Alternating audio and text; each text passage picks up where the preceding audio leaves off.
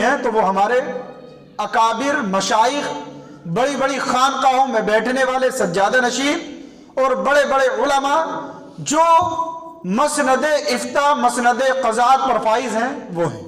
کس طرح سے؟ اگر آپ دیکھو آج کے ماحول میں، اب تو فی الحال یہ ہونے لگا، جب ظلم و ستم ہونے لگا تو ہم اور آپ فرقوں میں بٹے ہوئے ہیں، کوئی شیعہ ہے، کوئی سنی ہے، کوئی دیوبندی ہے، کوئی بریلوی ہے، اور ابھی خوشی ہوئی سن کر کہ چند خانقاہوں والوں نے اور چند سنی اور دیوبندی مولاناؤں نے بھی وہ اتحاد کا پیغام دیا ہے۔ ایک بات یاد رکھو، کسی بھی اعتبار سے سنیوں کا اتحاد عقائد کے اعتبار سے دیوبندیوں سے نہیں ہو سکتا، کسی سے نہیں ہو سکتا، لیکن مسلکی اختلافات جو ہیں، چاہے شیعہ ہو، اہل حدیث ہو، رافضی ہو، خارجی ہو، دیوبندی ہو، بریلوی ہو، کچھ بھی ہو، بھائی جو ظلم و ستم کے پہاڑ توڑے جا رہے ہیں، اللہ کے واسطے، خدا کے واسطے حالات ایسے ہیں کہ بنام اسلام آپ اور ہم سب ایک پلیٹ فارم پہ جمع ہو جائیں۔ پلیٹ فارم پہ کیسے جمع ہونا ہے؟ ہمارے درمیان جو مسلکی اختلافات ہیں، سب سے پہلے ان مسلکی اختلاف کو ایک طرف رکھ دو کہ کوئی بھی فرقے والا مسلکی اختلاف پر بات نہیں کرے گا، جس کا جو مسلک مذہب ہے وہ اس کو فالو کرے۔ باقی بنام اسلام جیسے جب کسی ظالم کا بلڈوزر آپ کی مسجد کو توڑنے کے لیے آتا ہے تو وہ یہ نہیں پوچھتا کہ یہ مسجد اہل حدیث کی ہے، سنی کی ہے، بریلوی کی ہے، شیعہ کی ہے، وہ صرف اور صرف کہ یہ اسلام کی پہچان مسجد ہے، نماز پڑھنے کی جگہ ہے، اس کو توڑ دیا جاتا ہے۔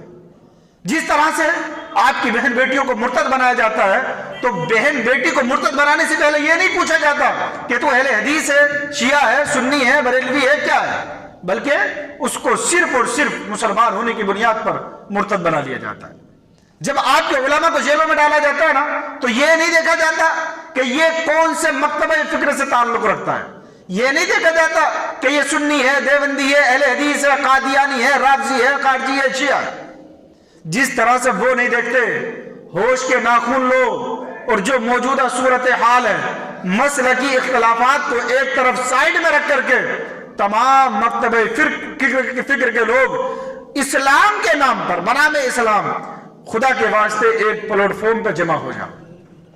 اگر بٹو گے نا، اپنی اپنی دکان الگ الگ لے کر کے چلو گے، مار دیے جاؤ گے، نام و نشان مٹ جائے گا۔ اور یہ قوم ایک طرف ہے، یہ قوم آپ کی طرف نظر اٹھا کر کے دیکھ رہی ہے۔ اس کے لیے کرنا کیا ہے؟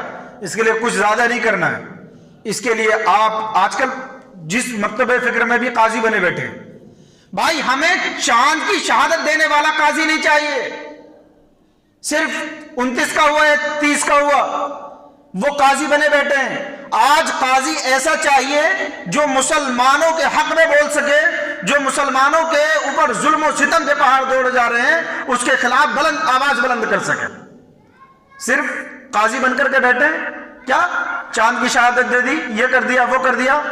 آج زمانے کا جو موجودہ جو صورتحال ہے ہندوستان کی، چاند کی شہادت دینے والے قاضی نہیں چاہیے، بلکہ ہمیں قاضی ایسا چاہیے جو ہماری قوم کی بات کرے، جو ہماری ملت کی بات کرے، جو اسلام کی بات کرے، جو ناموس رسالت کی بات کرے، جو قرآن کی بات کرے، جو علماء کی بات کرے، اور جو اس پرفتن اور خراب ماحول کے اندر اپنی قوم کی ہمدردی لیتے ہوئے اپنی قوم کو بچانے کی بات کرے۔ خالی بیٹھے خانقاہوں میں قاضی بن کر نہیں چاہیے ایسا قاضی، ایسی قضات نہیں چاہیے، چاہے وہ کسی بھی مکتبہ فکر کا ہو۔ میرے عزیز، ہوش کے ناخن لو، اور میں اپنے تمام مکتبہ فکر کے لوگوں سے، چاہے وہ کسی بھی مذہب سے تعلق، کسی بھی عقیدے سے تعلق رکھتے ہوں، میں ان سے کہنا چاہتا ہوں کہ آپ نے اپنا آئیڈیل جن کو بنایا ہے، آپ جن کو مانتے ہیں، آپ ان کو جگاؤ، ان کے ضمیر کو زندہ کرو۔ سو چکے ہیں وہ، غفلت کی چادر اوڑے ہوئے ہیں، دلالی کر رہے ہیں، یا پھر جو ہے غفلت کی چادر۔ اور کیوں نہیں بولتے بھائی؟ کب بولو گے؟ مزید اور کوئی وقت آئے گا کیا بولنے کے لیے؟ تو میں تمام اپنے بنام اسلام بھائیوں سے کہنا چاہتا ہوں، اللہ کے واسطے اپنے ان مردہ اور بے ضمیر لوگوں کو جگاؤ، ابھی کچھ دن پہلے اجمیر شریف سے سید سرور چشتی ہیں، ان کی ویڈیو کلپ میں نے سنی، اتحاد کا پیغام دیا انہوں نے، اور دوسرے مکتبہ فکر کے چند اہل حدیث، چند دیوبندی مولویوں کی بات سنی، انہوں نے بھی اتحاد کا پیغام دیا بنام اسلام۔ ایسے ہی مفتی مطیع الرحمان صاحب جو اہل سنت والجماعت کے بہت بڑے عالم دین ہیں، انہوں نے بھی بنام اسلام اتحاد کی بات کی۔ اس لیے اب یہ شروعات ہو چکی ہے، تو اس شروعات اور پہل کو آگے بڑھاؤ۔ جب تک متحد نہیں ہوگے ایسے ہی مارے جاؤ گے، کاٹے جاؤ گے، ایسے ہی تمہارے اوپر ظلم و ستم کیا جائے گا۔ متحد ہو تو بدل ڈالو نظام گلشن کو، منتشر ہو تو مرو۔ الگ الگ ہے نا، دکان چلا رہے ہو، مرو۔ شور مچاتے کیوں اتنا تڑپ رہے ہو، کیوں اتنا بے قابو ہو رہے ہو؟ جب تم اتحاد نہیں کر سکتے، کم سے کم اسلام کے نام پر تو اتحاد کر لو، کم سے کم حالات سدھر سکتے ہیں۔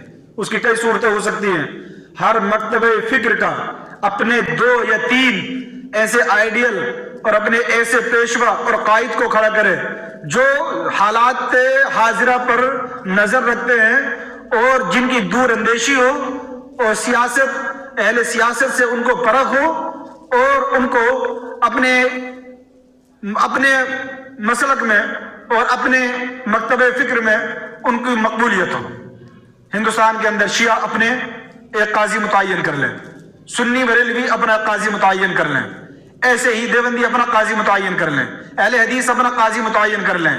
جتنے بھی مکتبہ فکر کے، میرا مانا 20 ہے، 20 اپنے قاضی 20 متعین کر لیں کہ، اور پورے ہندوستان کے اندر وہ تمام کی میٹنگ ہو، اور میٹنگ ہونے کے بعد اور اس میٹنگ میں لائحہ عمل تیار کیا جائے کہ کس طرح سے اس ارتداد کو روکنا ہے، اس ظلم کو روکنا ہے۔ ظلم سہنا بھی یہ گناہ ہے، ظلم کا مقابلہ کرنا چاہیے۔ آج جن مدرسوں سے، مسجدوں سے پیغام مل جاتا ہے نا، اللہ سے ڈرو، ارے بھئی کیا ہو گیا ہے کہ تم مسجد مدرسوں سے پیغام جانے والے خدا سے ڈرو، آج تم ان ظالم حکومت سے ڈر رہے ہو؟ کیا تمہارے ذہن میں آخرت کا تصور نہیں ہے؟ کیا تم نے نہیں پڑھا قیامت کو؟ کیا تم نے نہیں پڑھا کہ اللہ کے نبی صلی اللہ علیہ وسلم کی حدیث کو؟ الدنیا سجن المومن والجنت للکافر، دنیا مومن کے لیے قید خانہ ہے اور بے ایمان کے لیے یہ جنت ہے۔ جب اگر تم نے یہ سب حدیثیں پڑھی ہیں، مدرسوں میں پڑھاتے ہو، پڑھتے ہو، مسجدوں میں بتاتے ہو، سروں پر ٹوپیاں ہیں، چہرے پر داڑیاں ہیں، بڑی بڑی باتیں کرتے ہو، تو یہ بھی تو دیکھو اللہ سے اتقوا اللہ، صرف ڈرنے والی ذات اگر ہے تو خدا کی ہے، اور جس کے دل میں خدا کا خوف ہوگا، اللہ کی قسم اس کے دل میں دنیا کا خوف ہو ہی نہیں سکتا۔ لیکن آج مولوی عیش پرست بن گئے، خانقاہ والے مست سو رہے ہیں، کوئی احساس ہی نہیں ہے کہ دنیا کے اندر، ہندوستان کے اندر کیا ہو رہا ہے۔ رسم شبیری کی ادا کرو۔ امام حسین کی تاریخ یہ نہیں ہے کہ ظالم کے سامنے جو ہے صرف سو جانا۔ اگر ظالم کے سامنے اگر سو جانا ہوتا تو اللہ کی قسم حضرت امام حسین میدان کربلا میں نہ تھے۔ اس لیے اگر واقعی حسینی ہو، سچے پکے، تو آج بھی وقت ہے کہ ہم اور آپ سب اتحاد کی زنجیروں میں بن جائیں اور ایک پلیٹ فارم پہ جمع ہو جائیں اور مقابلہ کریں حالات کا، اپنے مسجدوں کا تحفظ کریں، اللہ کی رضا کے لیے کام کریں، اپنے مدرسوں کو سنواریں، اپنے علماء کی حفاظت کریں، اپنے علماء جو جیلوں میں بند ہیں ان کے لیے دعائیں بھی مانگیں، اسباب